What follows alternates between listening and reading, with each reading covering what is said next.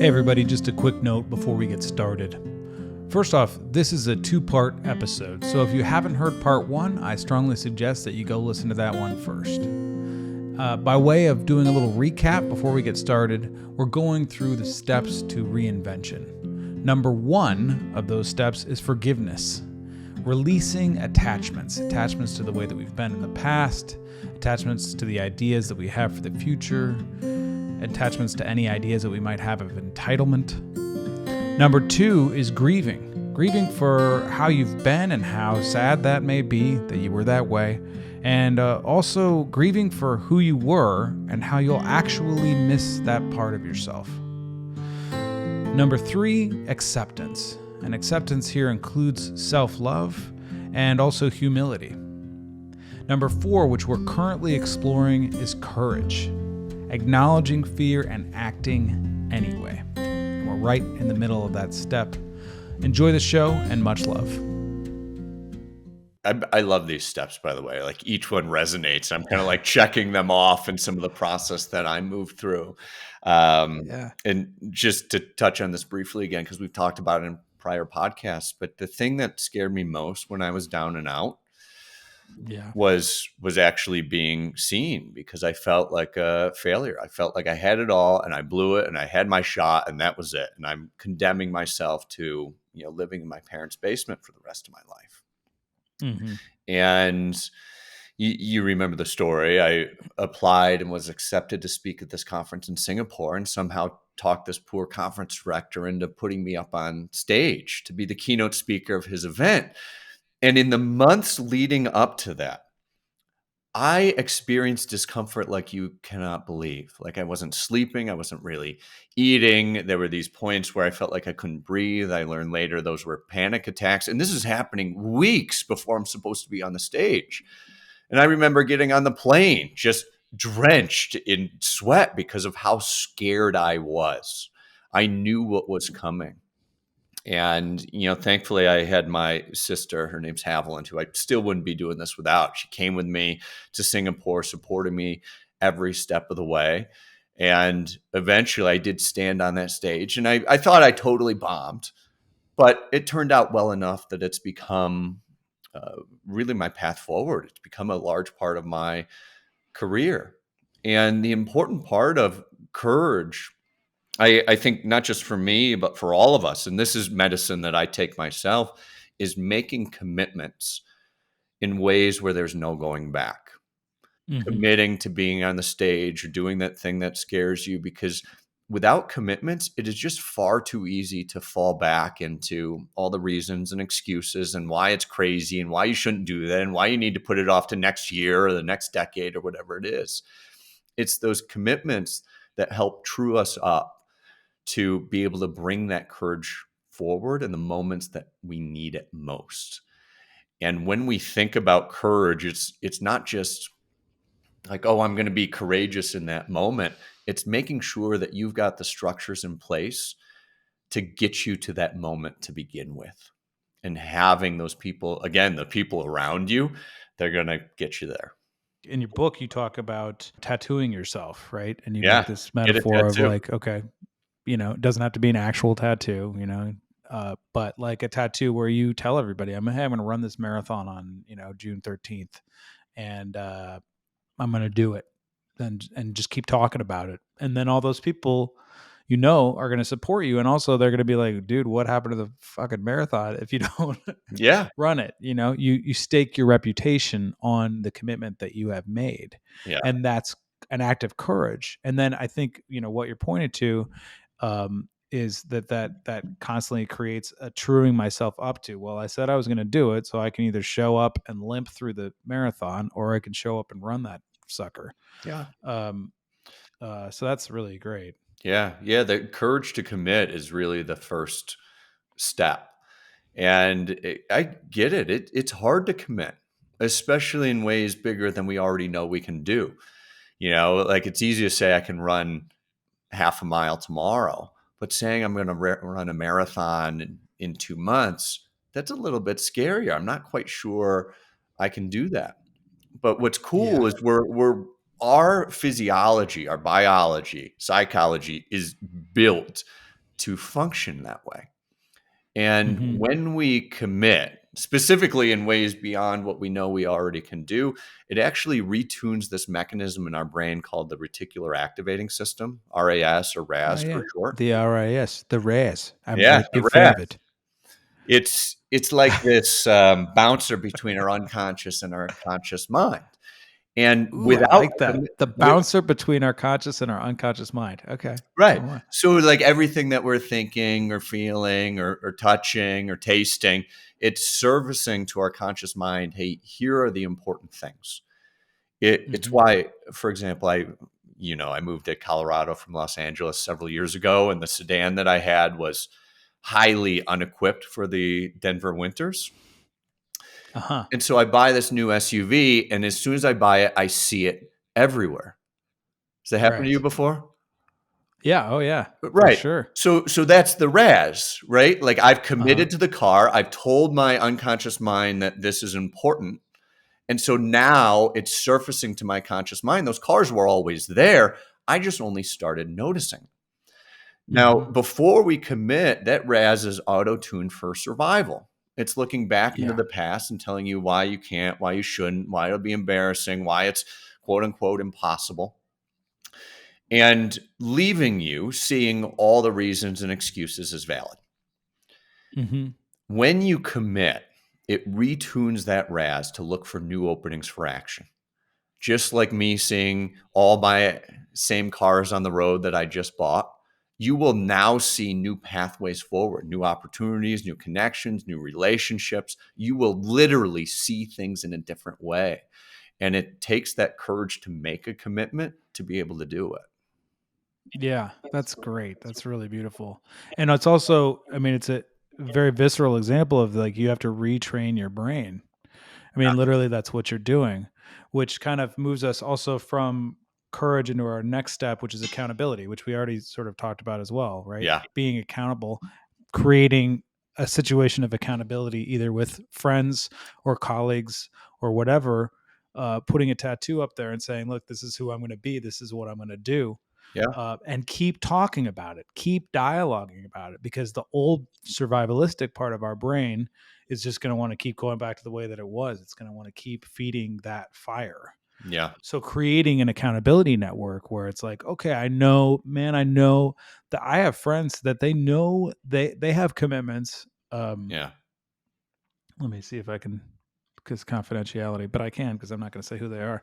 I have a couple of friends who are going through some stuff in their relationships with their wives. Yeah. And we've had extensive conversations about it. And they're committed to making it work. They're committed to reinventing and recreating their relationship with that person. Yeah. And they know they can call me anytime, day or night. And also that I will check in with them. Mhm. Hey, how's it going? And then if we need to have a conversation, they know that I'll be there for them because I've given them my word that I will help them be accountable to that commitment. Yeah. And so accountability is such a critical piece of that puzzle. And as you're saying, with it's literally how we retrain the brain, because it's constantly going to want to go back and go back and go back to the way that it was. We are creatures of habit. Yeah. Literally, we have neural pathways in our brains, little rivers in our minds, that in our actual brains, that are used to going this way, and now we're trying to go, no, go this way. We want the energy to flow this way on a different, Yeah. smaller path, a smaller ravine that we're trying to create, and we have to like force the energy, the water, to go down this ravine and abandon the other one. Yeah. And part of the way that we do that is through accountability, through having people who are going to constantly just be like, true us up. Oh, this was what you committed to. Look at you, you're going back to how you were before. Yeah. And being able to kind of laugh about that and move forward. Yeah. Yeah. What I'm about to say might be a little inflammatory for some people, but I don't think self accountability is enough. It's just not. Agreed. Back to nobody does it alone. I think self accountability is great, but for the things that you're already doing. I'm already going to the Hmm. gym 6 days a week. I don't need to be accountable to you for that. I'm already doing that. But, Right. but when we're looking to reinvent, we're looking to transform, we're looking to become something greater, we need that external accountability because our minds, to your point, are just pre-programmed to powerfully not do that thing. Yes. It's going to just draw you back into what always has been.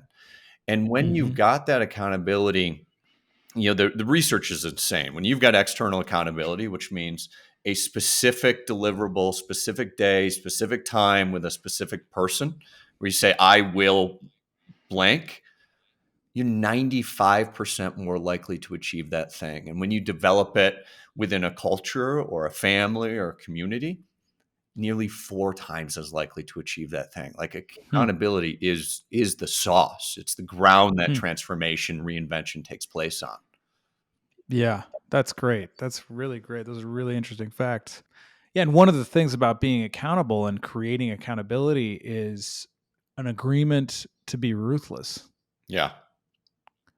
I mean, you got to be ruthless. You got to be ruthlessly honest with the other person and with yourself.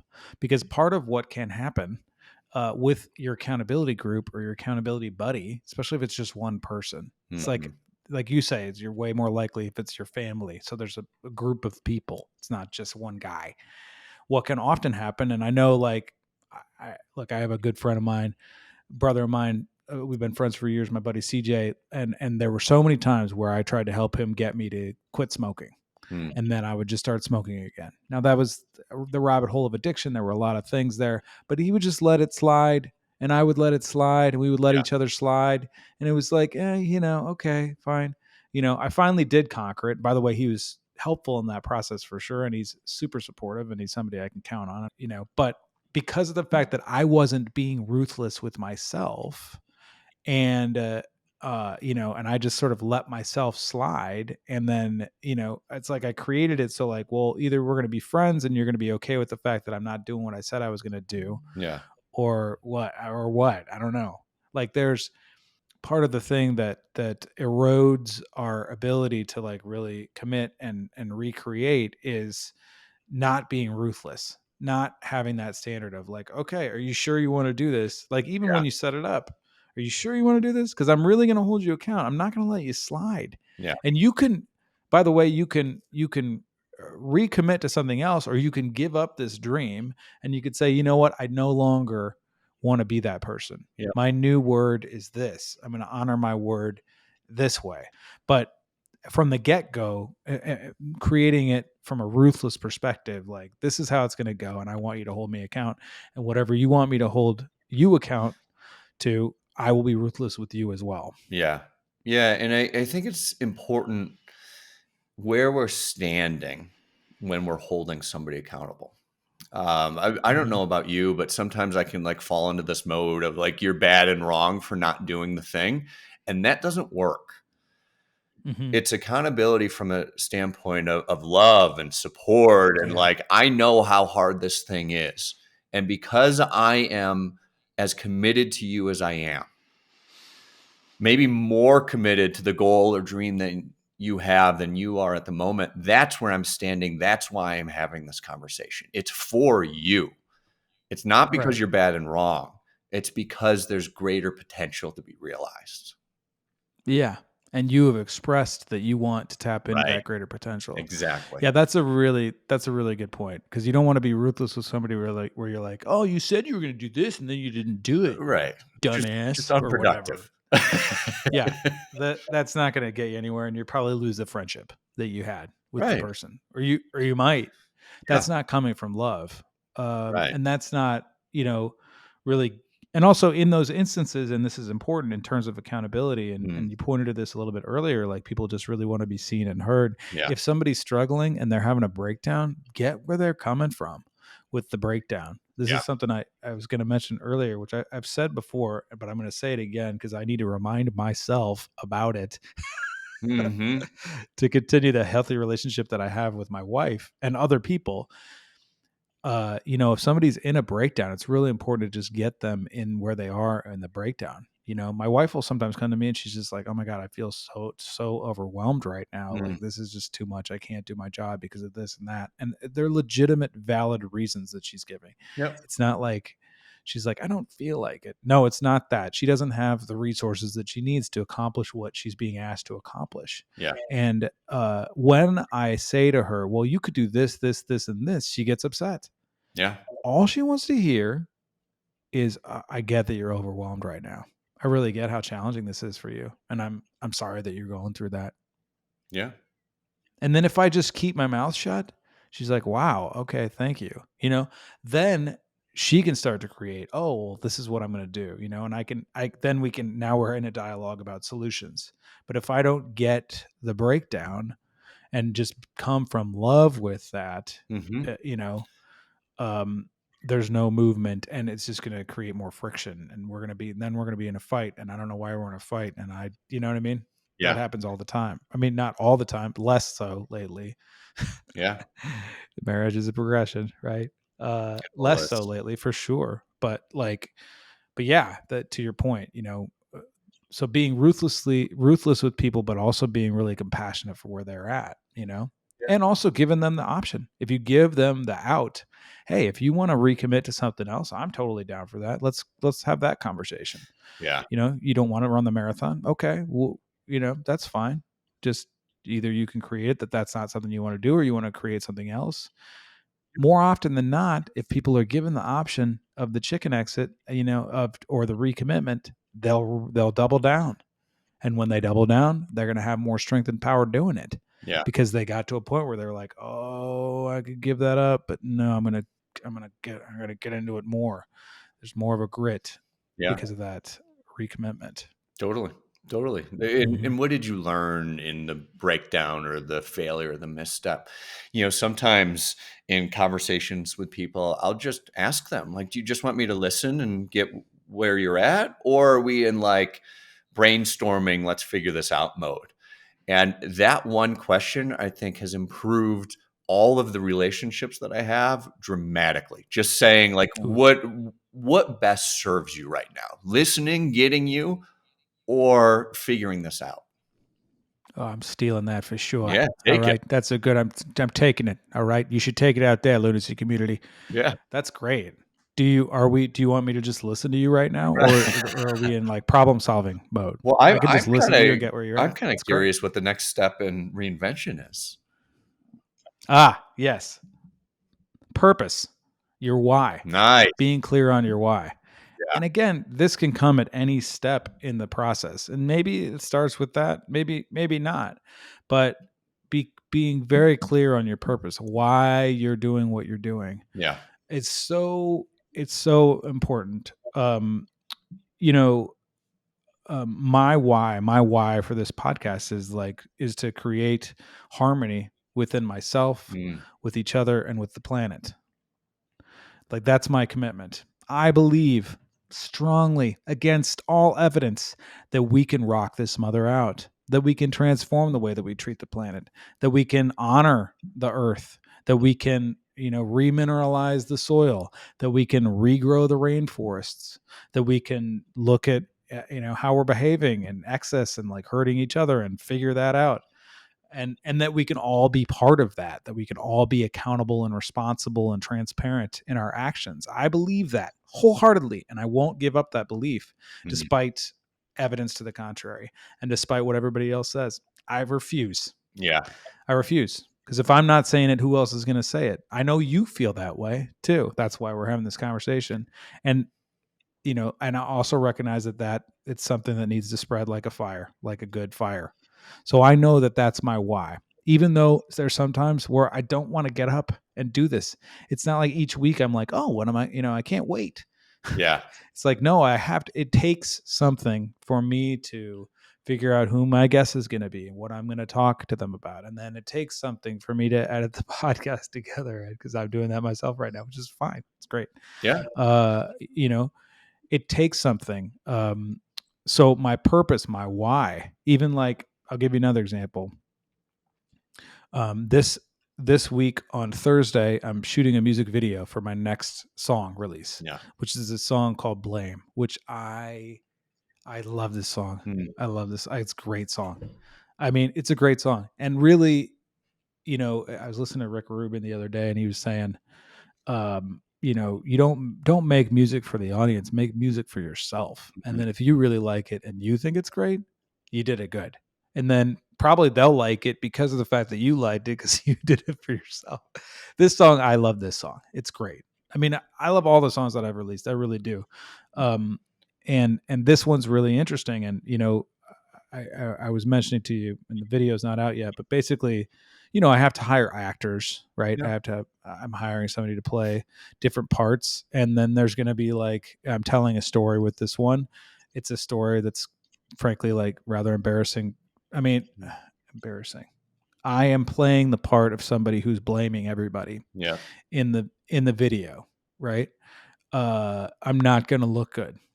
I'm also playing the guy who's singing the song. So that's cool. But the point is like going through the casting process. Like I was just thinking about it yesterday and I was like, man, wow, I really hope this is good. Cause if it's not good, it's going to be really bad. And then I was like, and I've got all of these people who are, I put out a casting, 1,200 people responded to the casting. Amazing. People want to work in LA Yeah. right now. And then I'm like, can I make this work? And then I was like, it was like I was meditating when I was having these thoughts, and all of a sudden the whole song came to mind, and I was like, oh no, this is why you wrote this song. This is the medicine of this song. This is why it's important, like to get people to really be responsible for themselves. Stop pointing the finger at everybody else, and express the angst that you have about witnessing that all the time. Mm-hmm. When you're not doing that, then you see other people doing it. It's like, I have compassion, but there's also a part of me that's just like, fucking, there's no power there. You don't have any power in pointing the finger at other people. The only power you have is in taking responsibility for yourself and your actions. That's the only place that power exists. And I'm sorry that you're in this place, but my God, you're just playing that fucking record on repeat, and I have to sit here and watch it, and it sucks. Yeah. So I had to get really clear on that. And then I was like, okay, now I get it. Now I'm willing to throw it down. Now I'm willing to do the acting that I need to do and do the casting that I need to do and call forth the people that I'm calling and explain to them what I'm up to so that they can be invested in the story. So we have the best opportunity of creating something great in this video. But it was like me getting clear on my why was what enabled me to take the actions that I needed to take. Yeah. One of the things that I think is important with purpose is that it transcends the tactic. It's something that's important to you at a visceral level beyond the medium that you're expressing it. For example, you talk about improving the world is important to you.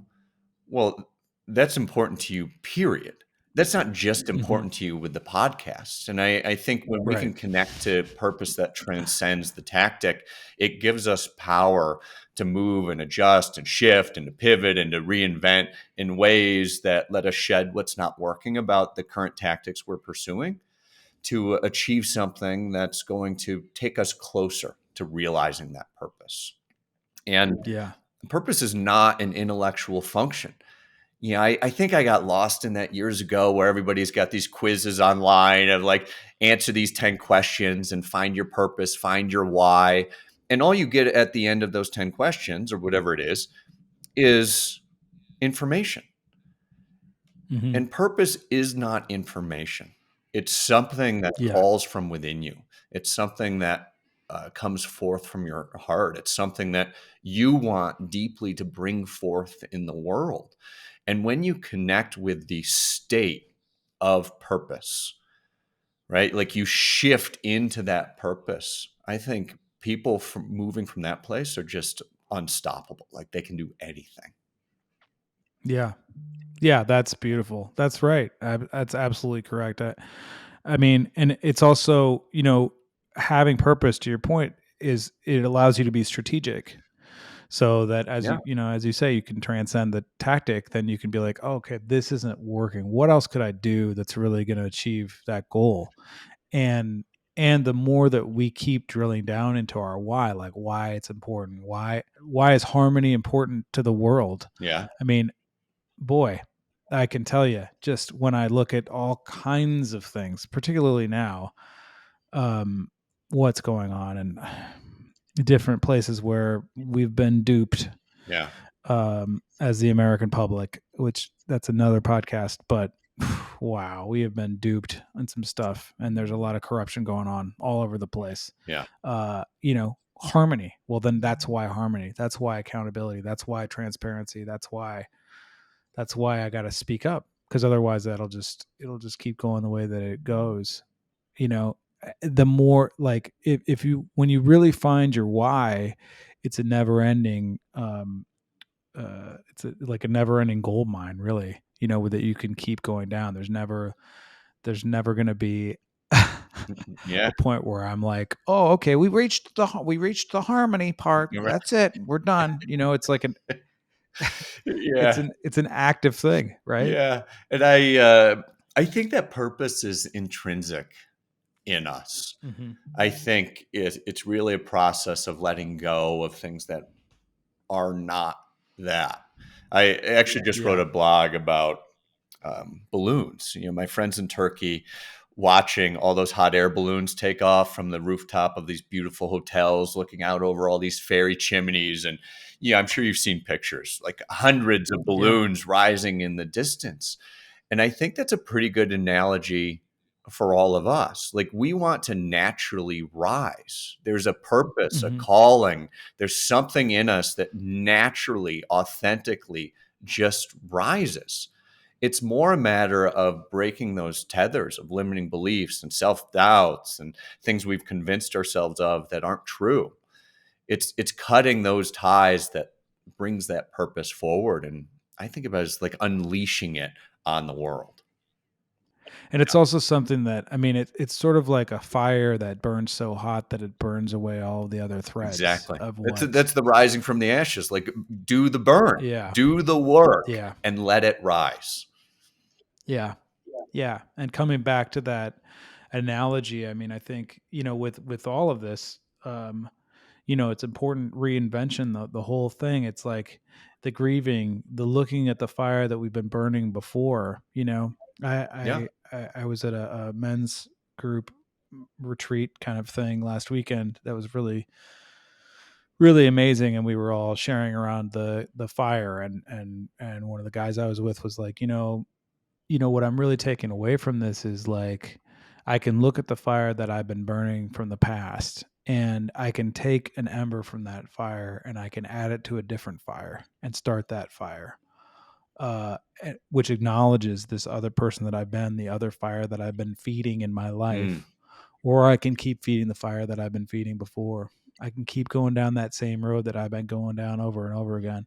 I can keep being the sad sack that I've been. I mean, you didn't put it like that. Yeah. But really, like, for me personally, it's like that. I can keep being a victim of my own reality, or I can start a new fire where I see my purpose. And the purpose part is really the ember that I feel like, I'm taking from the old fire and putting into the new fire. Okay, I see how. And also, by the way, if I look at my life, I can see, oh, that's, even with my mistakes and my missteps and where I've messed up in the past, I can see that there's part of me that always wanted this harmony, that always wanted to create harmony for myself, with myself and with other people, with the planet. I can see that. I can see that throughout my entire life, from grade school to now, in all the different phases. Yeah.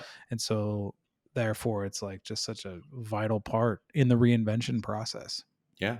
Yeah. I mean, and to your point, it is a choice. Like, if you're exactly where you want to be and everything's perfect, don't do it. You don't have to.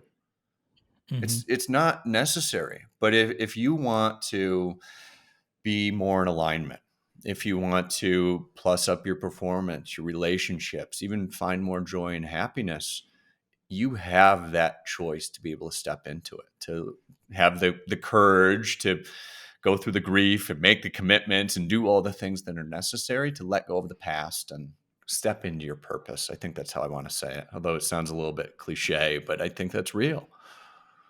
No, I think that's great. Let go of the past and step into your purpose. Beautiful. Yeah, I'm into it. All right, ready for step number 7? Final step?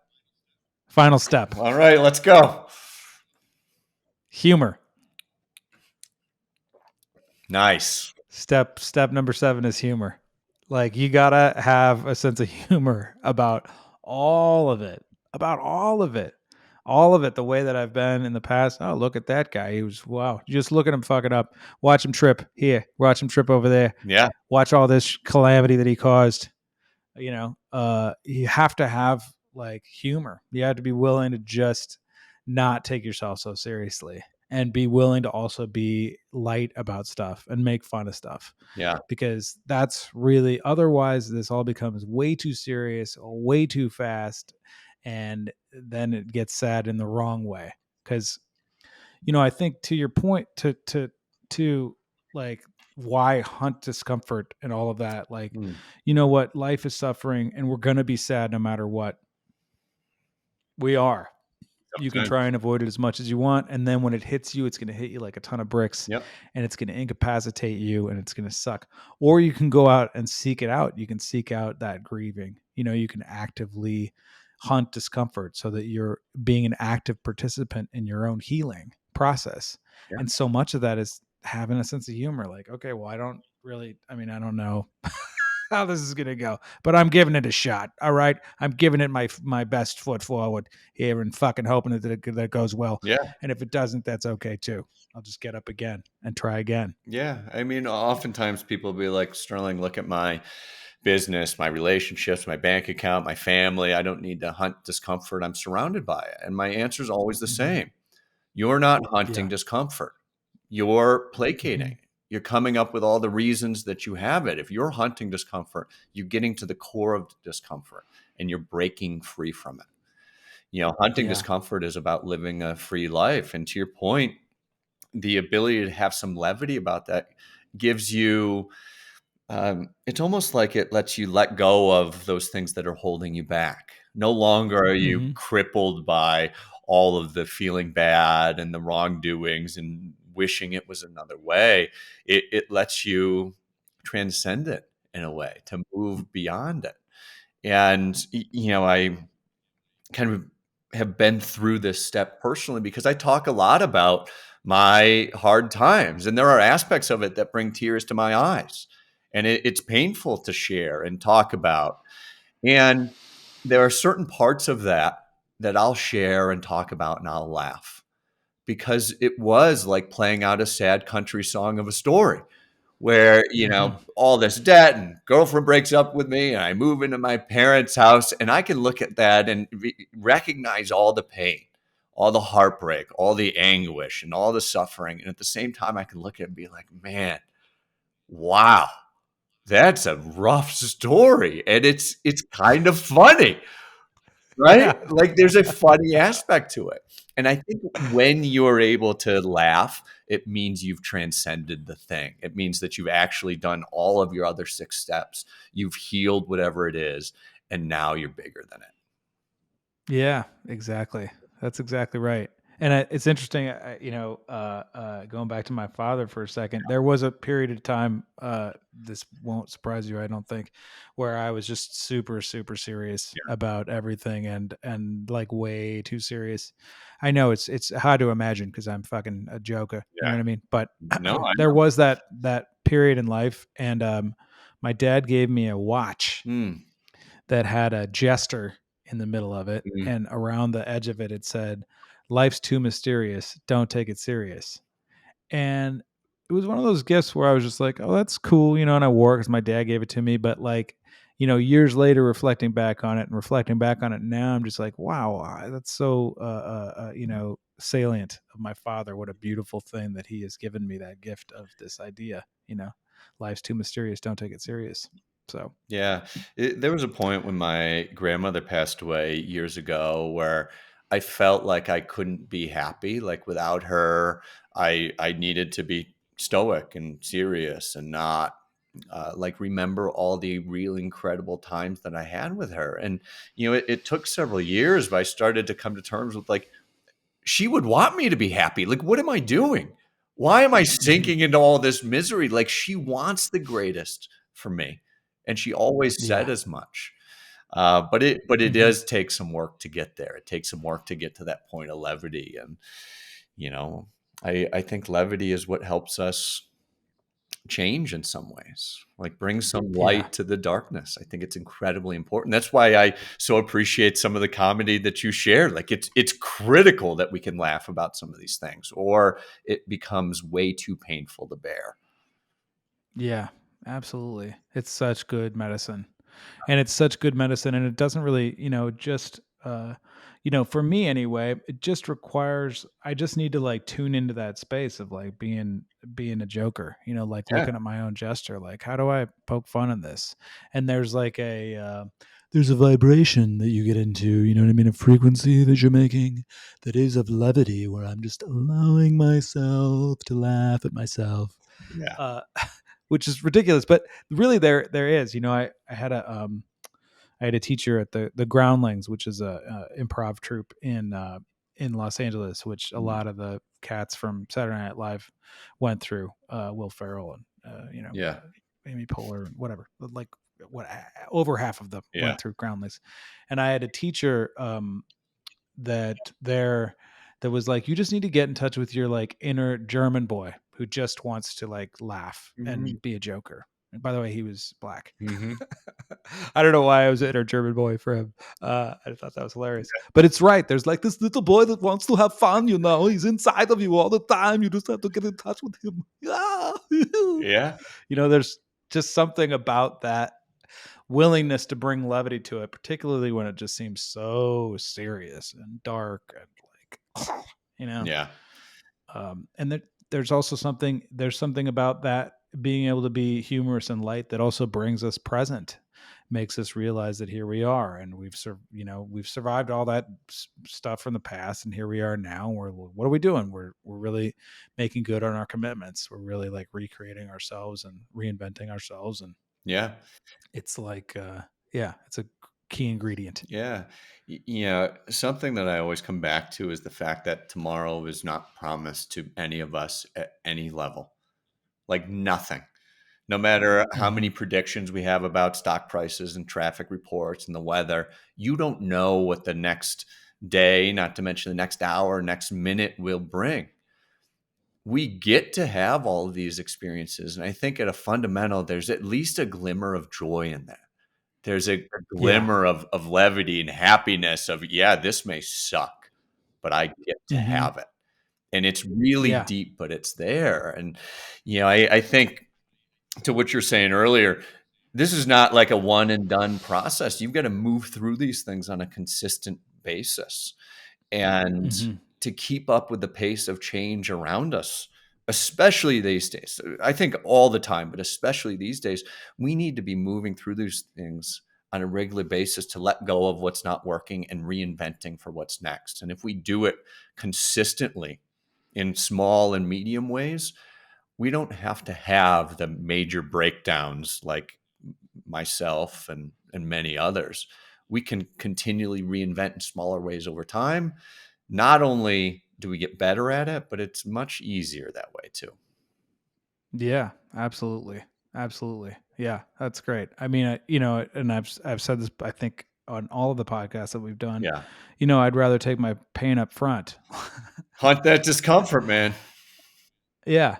Yeah. And be willing. So, is there anything else that's burning for you about the process of reinvention that maybe we haven't covered that people could could find something in? Well, there's a quote that my mom said when I was younger. And my mom says some crazy things. Like she's got these sayings. I don't know where she's gotten them. She says things like it's cheaper to milk a cow than buy one. And I'm like, what are you talking about? Or don't take any wooden nickels. And I'm like, I don't even know what a wooden nickel is. But there are these gems that come through. And the one that's really stuck with me more than anything is that the way out is through. Hmm. We've got to go Yeah. go through the challenge, the pain, the darkness, the embarrassment, whatever it is, and what we're seeking for is on the other side. We can't avoid it. We can't deny it. We can't just buckle down and survive something. We might need to deploy some of those strategies, but long term, the way out is always through. And Hmm. here's to continuing to go through together. So thank you. Yeah, that's great. That's really great. The way out is through. And I think something else that I wanted to say about reinvention Mm. is, I think I and probably everyone else, you look at the title of a podcast that's on reinvention, Yeah. right? Part 1, part 2, Yep. whatever. Okay.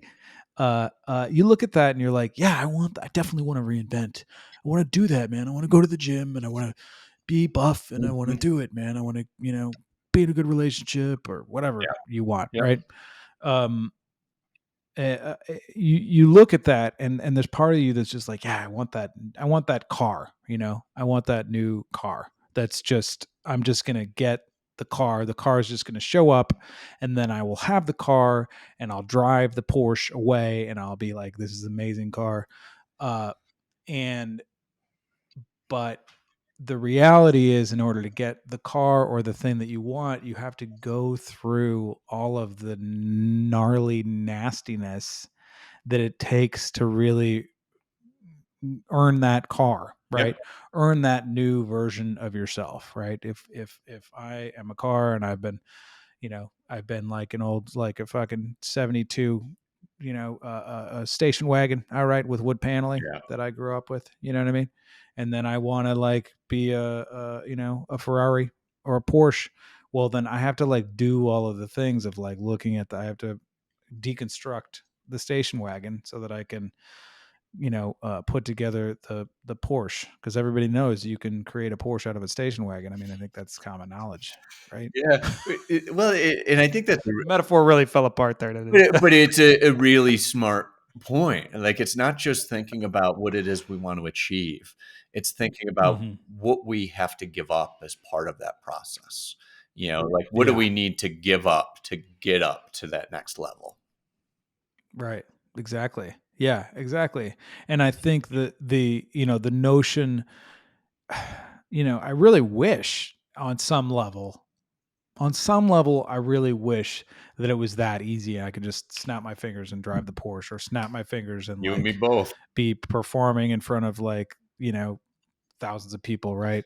Or snap my fingers and be in this great movie, Yeah. it's not like that. Or snap my fingers and have this great music video, right? No, it's not like that. There's a lot of steps, a lot of thought, a lot of things that I don't really want to deal with, Yeah. that I really don't want to deal with at all, Yeah, totally. that I have to go through to get to that point.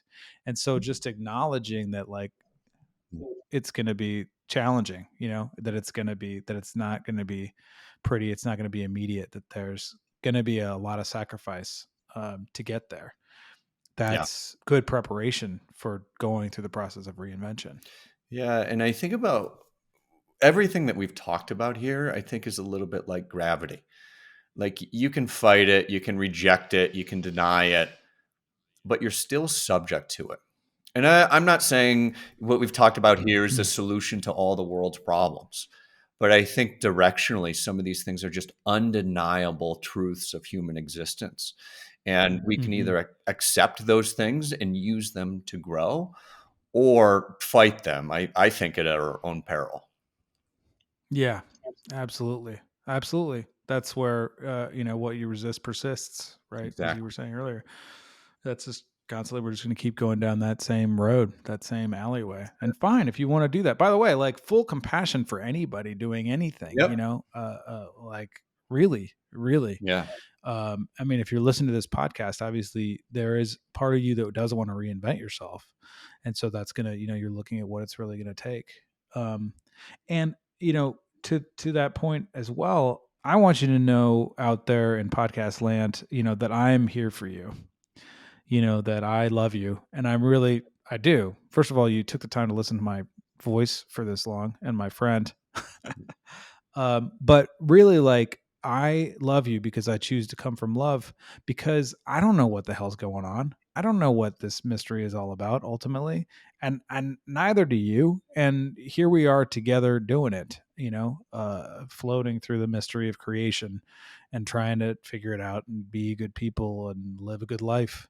And so I just want you to know, like, really honestly, from my heart to yours, like, I really appreciate you. I love you, and whoever it is that you want to be, and why ever it is that you want to be that person, I really want you to know that even though we might not have direct contact, I love you and I feel you and I got your back. And I really do. I really got your back. It's beautiful. Yeah. And by the way, one of the ways, if you want to get more intimately involved with me and this podcast, go to lunacycommunity.com, sign up, create a profile, start posting. You can even post. What's great about it is like there's a whole section you can go to each podcast and you could post about that section, that podcast, and be like, oh, this is what I got out of this podcast, or this had me think these things and take these actions, and like really become part of the community and the dialogue. And then who knows what we can create. There'll also be ways to connect with Sterling there directly and indirectly, and look at his offerings and what he's up to. So that's like a really great way to stay connected. Okay, with that, it's time for the physical transformation. You ready? I've been waiting for this part. I'm ready. Okay. So obviously one of the easiest ways to reinvent oneself is to change your appearance. And that can look like going to the gym on a daily basis, diet and exercise, really like getting in shape and being healthy and like having that commitment and going after that. And then, by the way, forgiving yourself when you don't go to the gym, and like that's part of the, going back to the forgiveness. That's why it's so important. It's like, if I make this commitment and I don't meet it every day, I got to forgive myself. Okay. I didn't go to the gym on Tuesday like I said I was going to do. I forgive myself for not going to the gym, and I commit to going to the gym tomorrow. And then just doing that, right? There's a whole process of forgiveness. And obviously one of the ways is changing your physical appearance, like your hair. Now, if you're watching this on YouTube, you'll notice that I've grown this quite fine beard, which features some red, a little bit of white that I added myself. All right, I added this in. Okay, that's not true. God put it in there. Do you know what I mean? This is evidence, evidence of my years of experience. And it doesn't really work for me to have it in the music video that I'm about to shoot, because it doesn't really match the kind of branding. So you're going to get to see me totally transform this beard and see what I look like after I've done it. And while I'm doing that, Sterling's going to spout some wisdom. Ready? You got a little bowl there and everything, huh? I got a bowl. I got the clippers. Yeah, I think that's my least favorite part about shaving, is trying to collect all the hair that, well, in my case, is all over the sink. But I shouldn't say I never. I don't think I've shaved in 7-8 years, something like that, which is wild. But you trim. I trim. Trimmer. I trim once a week, every couple of weeks, something like that. But just to get a little philosophical while you're trimming the hair off your face. Yeah, I think there's this interesting dynamic between like changing the outside and letting that start to permeate your inside versus changing something inside and having it come outside. There's this dynamic where they both influence each other. And it's not like one's the right way and one's the wrong way, or you have to do inside first or outside first. I think what's most important is the intent of, I'm looking to reinvent. I'm looking to grow. Oh, there you go. You going to do a little goatee look? Yeah. You got the goatee? Ready? Say goodbye to the goatee, people. Goatee is going. Goatee's going. It's the intent that's important. And then it's just a series of experiments. Like, what works for you? Do you respond best to changing things on the outside and then kind of coming to terms with that internally? Or do you like to do some of the internal work first and let that manifest on the outside? And for me, I do a little bit of both.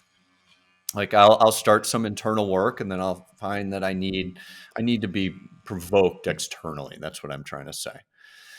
And other times I feel like I need to be a little more secluded and come back, and it's time for reflection. So, intent's important, and how you get there, either way. Looking good. There you Fresh. go. That's the beginning. Fresh. I'm not quite done yet. I got to shave the rest of it while we talk more. Wow, you really that's really everything there. Yeah, I really do. I thought it through. It's been hiding, this whole thing. So if you're listening and you can't watch on the podcast, I had clippers and a bowl to keep the hair in the bowl. Don't piss off your wife. And easy cleanup.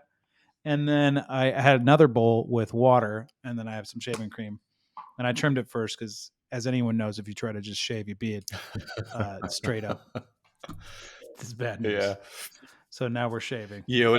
But yeah, I think that's really great. What you're saying, is it's like part of us, you can, one really easy way to start your transformation, to start your reinvention, is to change your appearance, whether it's a haircut, a beard trim, New outfit. anything like that. New outfit. Yeah, exactly. New style. I know that's one of my favorite things. And actually one of the things that I love most about shaving is it really does affect my perspective. Like a clean, close, new shave, it just makes me feel like, okay, I'm moving into the world fresh. And also it's a rebirth. Exactly. Yeah. And there's also part of it that's a commitment to transforming and changing and being flexible. Right. Yeah. I think it goes beyond just what you physically look like. I think it can be some of the things that you're doing as well. One of the tools that I use when I'm looking to grow in some capacity is just do something that I have never done before. Specifically something I might be a little bit uncomfortable with. Years ago when I lived in Los Angeles, I went through this phase. I don't know if you know this or not, but I went through this phase where I took at least one dance class of every single different kind of dance that I could find. Oh, wow. And did you do hip hop? I did hip hop. I did at least 3 classes of hip hop. Yeah. Wow. And I'm not a terrible dancer, but I'm certainly not a good dancer. Some of the kinds of dance were much easier for me than others, and they all made me a little bit uncomfortable. But that was enough to kind of provoke some change of getting comfortable with the uncomfortable, hunting discomfort, and kind of then settling in with, well, why did I feel uncomfortable with that?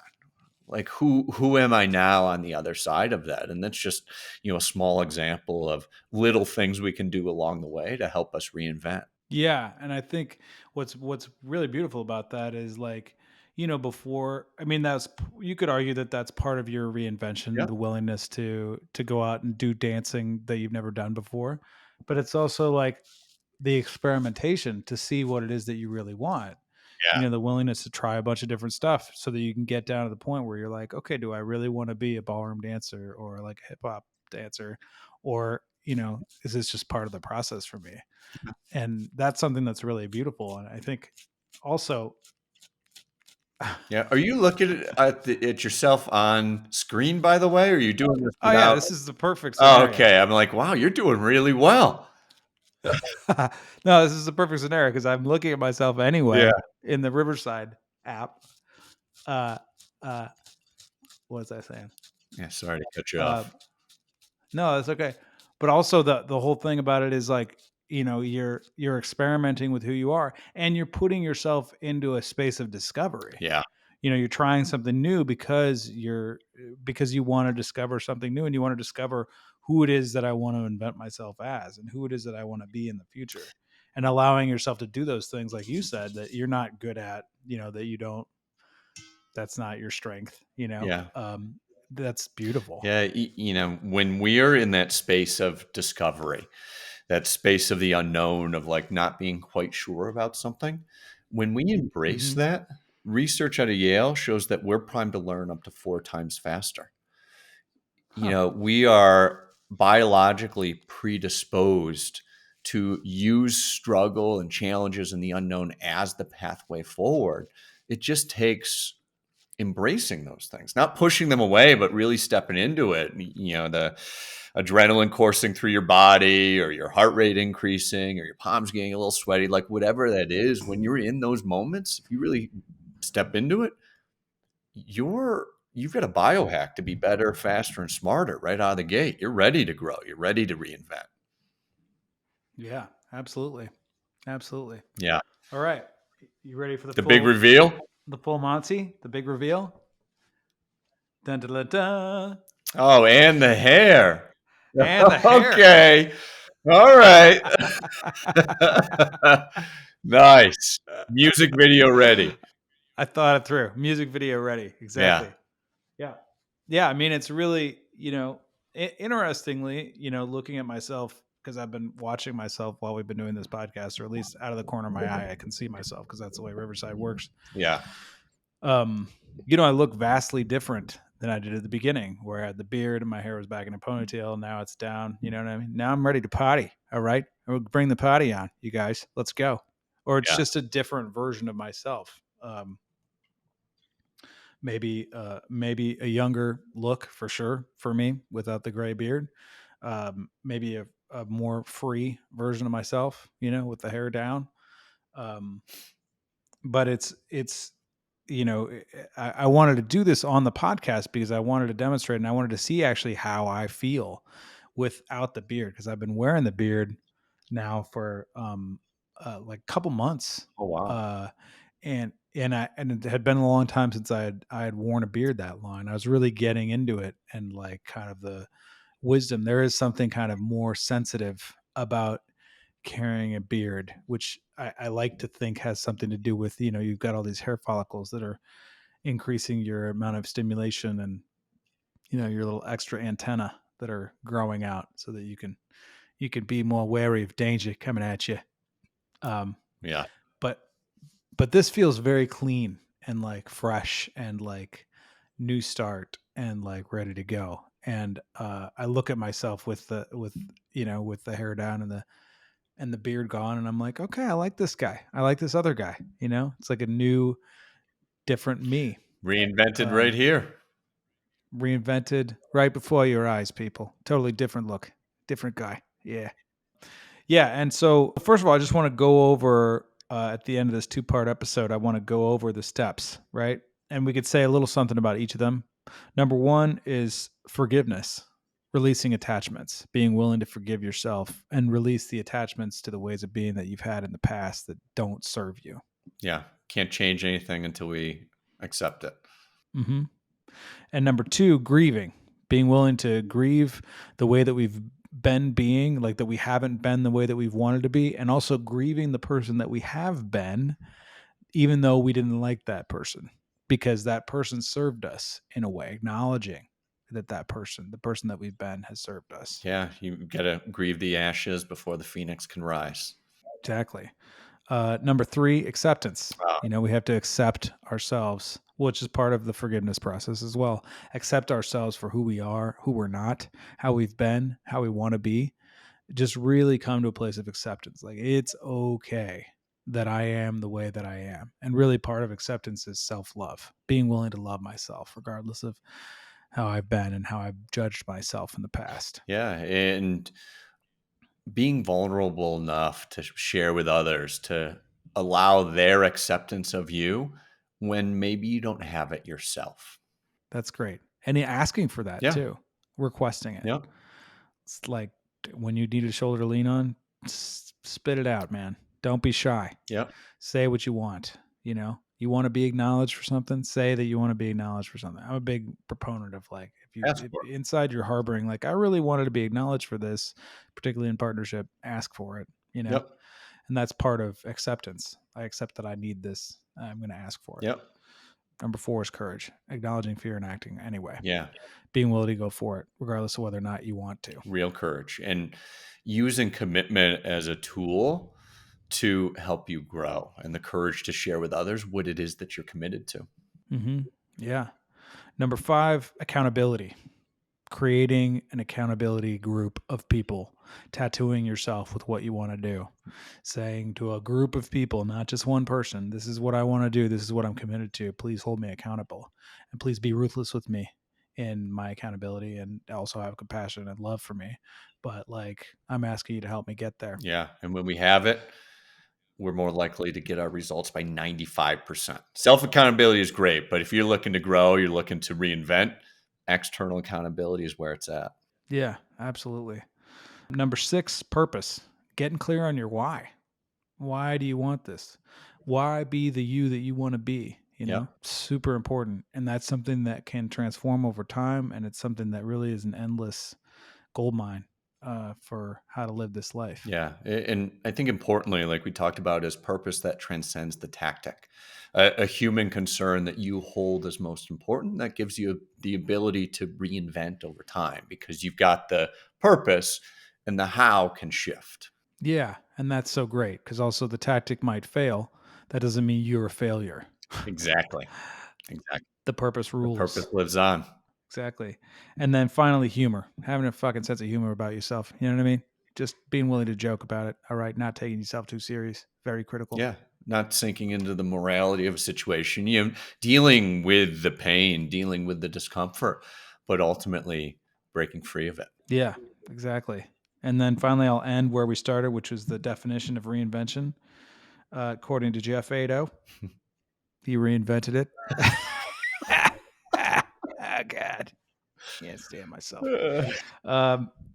Reinvention, releasing habits, stories, traumas, and damaging ways of being so that you can live life to the fullest and be the you've always dreamed of being. Beautiful. Awesome. I think we did it. Here's the reinvention. Yeah, I think we did it. Here's the reinvention. And listen, to all of you out there, thank you so much for listening. Sterling, I want to acknowledge you for being a great friend to me, an ally in this transformational work, somebody who's fully committed to helping transform the planet, helping people get what they want in life in a good way, walk in the good path, walking in the beauty way, if you will. Yeah. And really pursuing that above, you could have gone back to being the Wolf of Wall Street and, throwing little people at the targets or whatever, which you didn't actually do. But you know what I'm saying? You could have been doing that stuff. Yeah. And instead you turned your life to really work and to empower people. I really want to acknowledge you for that. Thank you. And thank you for doing the work and sharing it with everybody on this podcast and everywhere else you show up. It really does make a difference. Awesome. All right. Great. If you guys want to support this if you want to support this podcast, you can go to patreon.com/Lunacy podcast. Please go to Lunacy Community, sign up, create a profile. Look forward to seeing you there, and we'll see you next week. Much love.